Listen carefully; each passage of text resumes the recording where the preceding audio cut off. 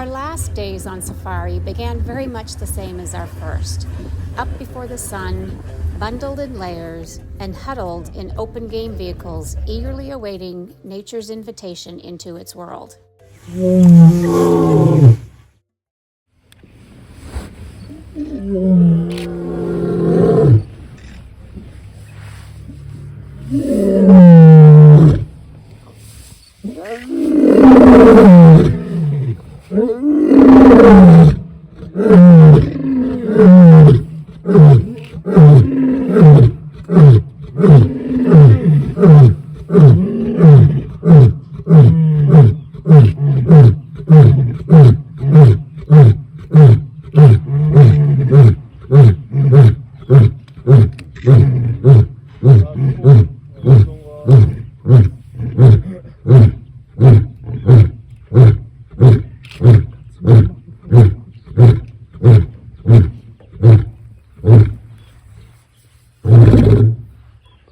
That is how they advertise their presence, and that sound is pushed, they use a diaphragm.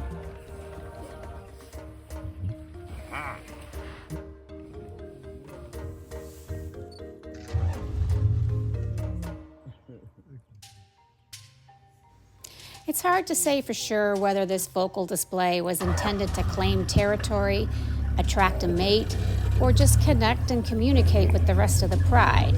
However, this male lion and his brother, who you could hear in the background, definitely had something to say.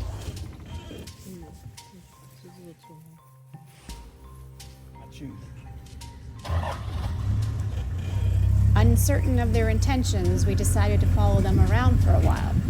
But our time was limited, and tracking them for the next hour, like we had done with other animals previously, was just not possible this time. Sabi Sans has strict rules about protecting the animals from overcrowding. In situations like these, only 3 game vehicles are permitted to be around the animals at any one time. Other vehicles must hang back and wait for their turn.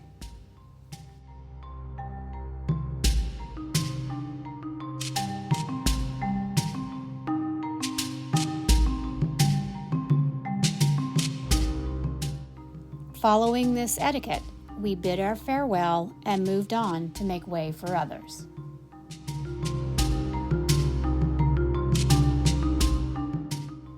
As the sun finally started to crest up over the horizon, the air began to warm and the landscape took on the beautiful golden hue of sunrise.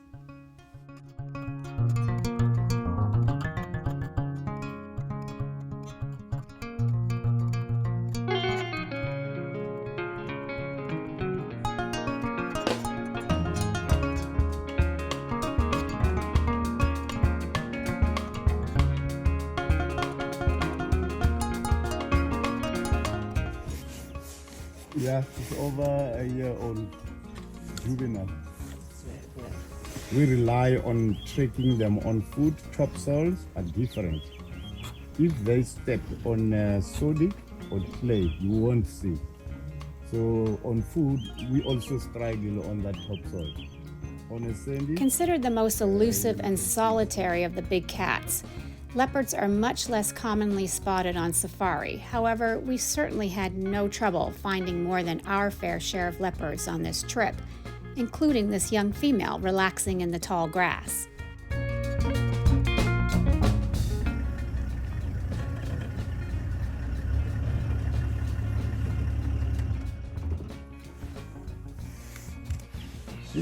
she also got brother.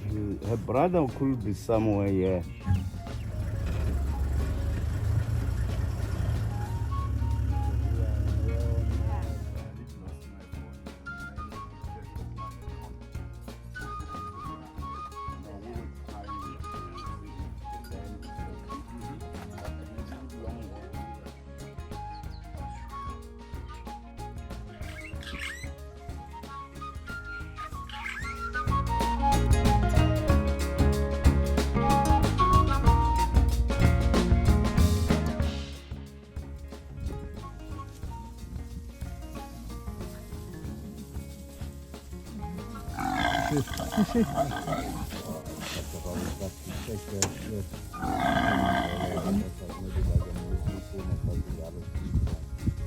He's hurting all his women.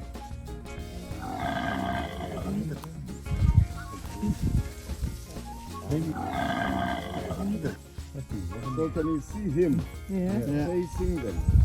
We want to keep them clustered and they're starting to mate.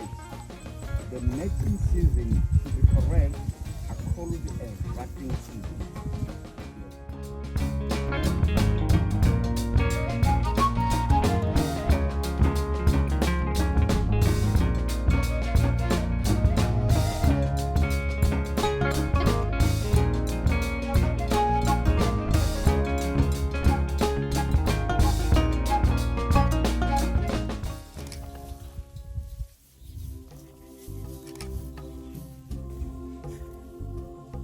Over 17 years up, matriarch chase those boys off to go and join the big bulls so they learn from them.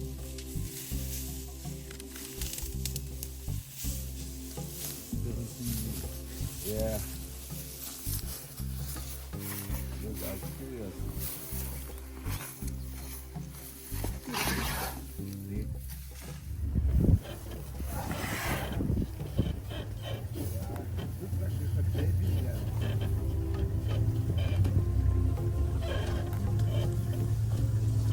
Tolerant. So that's why when we approach any animal, we read their body language, so we can easily see that if they are happy with. Can you see we are surrounded, but they're continuously or concentrating on feeding. It's a big Nalkuru. Remember, you can.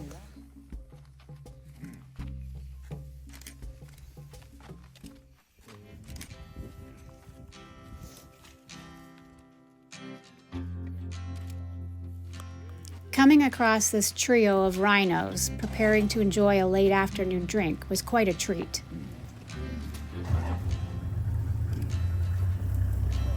With rhinos being poached nearly into extinction, many African national parks and conservations have made considerable effort to protect these amazing creatures.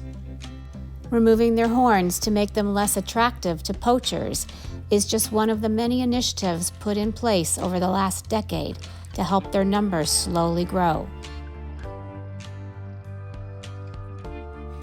While the efforts to save this species from extinction have been successful, it is still heartbreaking to realize there are only about 6,000 black rhinos and 16,000 white rhinos total living wild on the entire continent of Africa.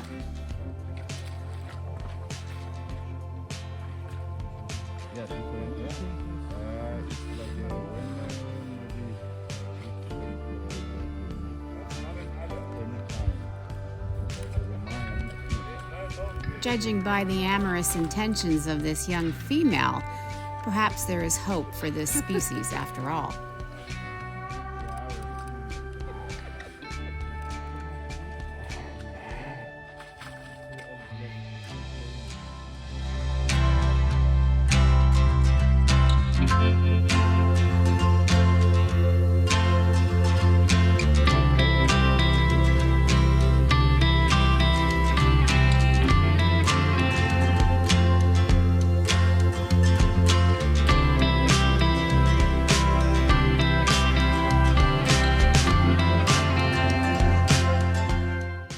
Enjoying our last sundowner drinks and African sunset was bittersweet, as it meant this great adventure was coming to a close.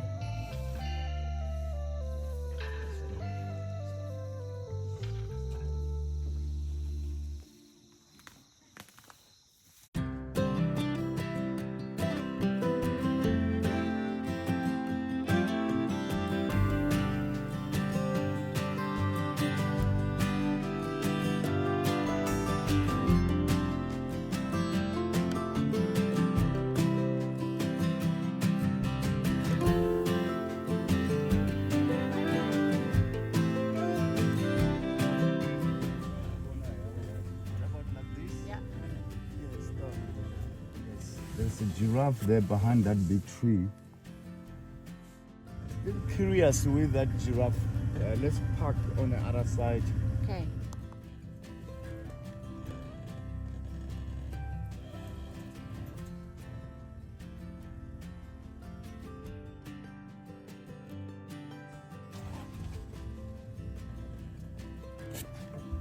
They're beautiful. Are they still looking at the giraffe?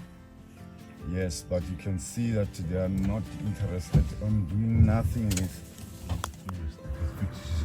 So they are stalkers. They don't hunt like a wild dogs or cheetah running after a prey. Photos, you know, with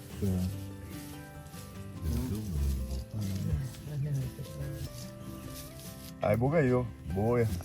They are all in a good condition. Yeah. Yeah, giraffe running.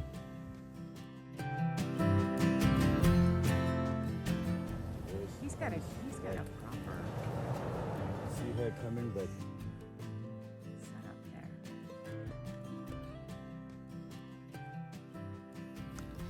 On the morning of our departure, we went out for one last game drive.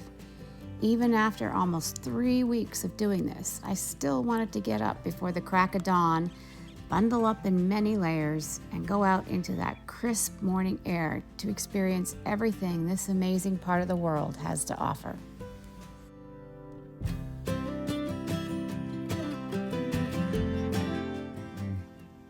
Anyone see that one coming back to the water? Yeah, we see him. is that male or female? You don't know. So that one's a male. Oh, it is. Yeah. So during the day, they want to walk. They've got a sensitive skin, so it's still cooler.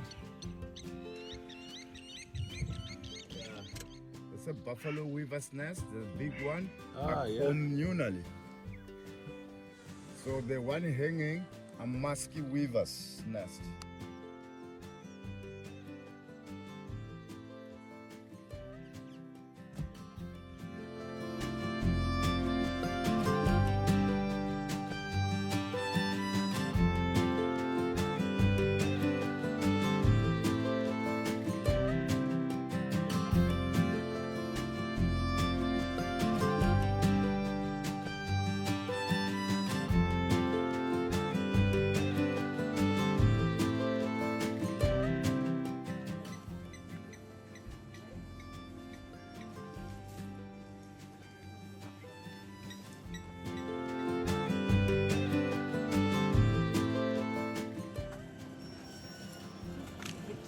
Right in front of our room.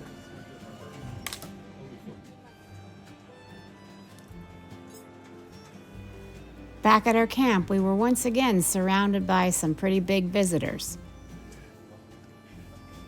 including this surprise visit from behind. Behind you. Yeah, they really were that close.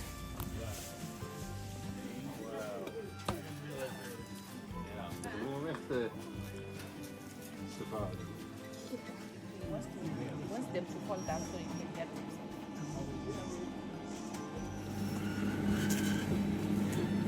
get He's a troublemaker, John. I wonder why. What? Guy's gonna force his way in there.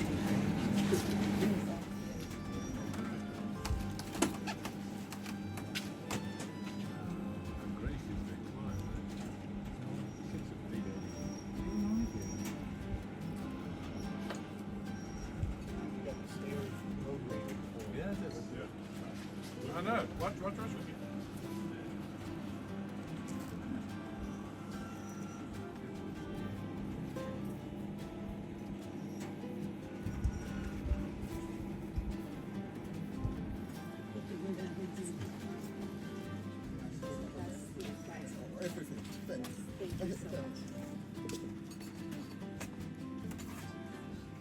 Watching this elephant drama play out in front of us was wonderful breakfast entertainment.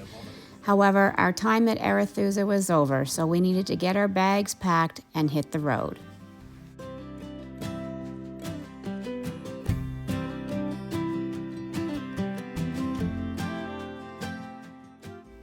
Much like we had experienced in Zimbabwe, the roads here in this part of rural South Africa were quite neglected.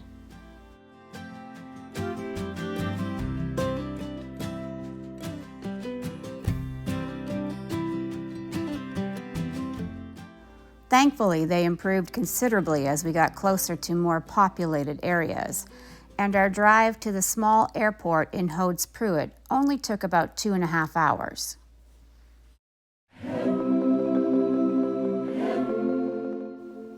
Departure day is always the saddest day of anyone's vacation. No one ever really looks forward to going back to reality. And aside from the 24 hours of exhausting travel that lay ahead of us, I felt like I was leaving behind a place that I could very easily call home. That emptiness I felt can only be filled by one thing: planning our next trip back.